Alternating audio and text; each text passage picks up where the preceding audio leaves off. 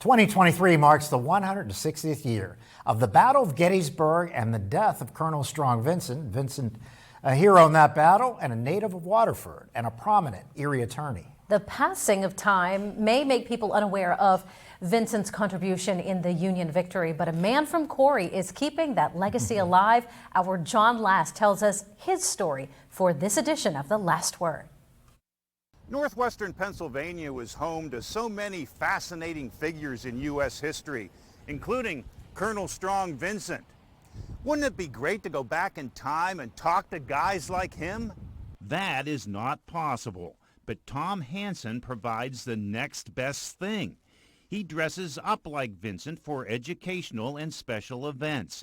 He knows practically everything about the Civil War hero from Erie County. He makes it a point to look like the Colonel, right down to the Civil War mutton chops. Yes, I've actually been asked by kids, are those real? And I pull on them and I go, yes, they are. And they go, wow. I've had reenactors ask me, how long does it take you to grow that? And I was like, a couple months. Tom became a Civil War reenactor around the year 2003. He also spoke to groups about the Civil War and spent much of those presentations focused on Strong Vincent. Local Civil War buffs eventually told him to become Strong Vincent.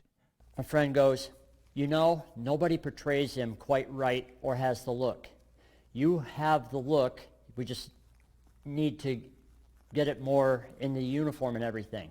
Thanks to Tom, I sit in the Heritage Room of the Blasco Library, envisioning myself in a conversation with the famous Colonel. We're surrounded by pictures of Strong Vincent, his Gettysburg Monument, and other memorabilia.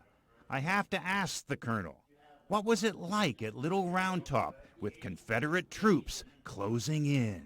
You hear the screams, you see the smoke of all the guns going off, you smell the acrid smell of all this black powder going off.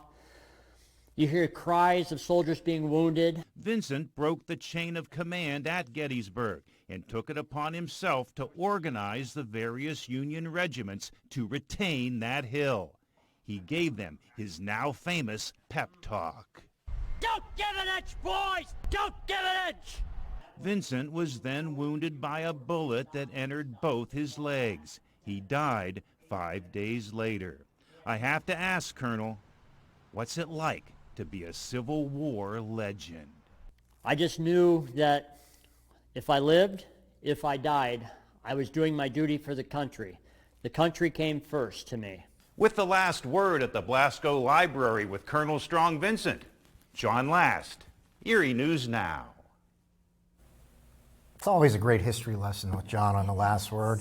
Strong Vincent was made a brigadier general while on his deathbed to honor his service at Little Round Top. He is now buried at Erie Cemetery. A ceremony will be held there in July to mark the 160th anniversary of his death on the battlefield.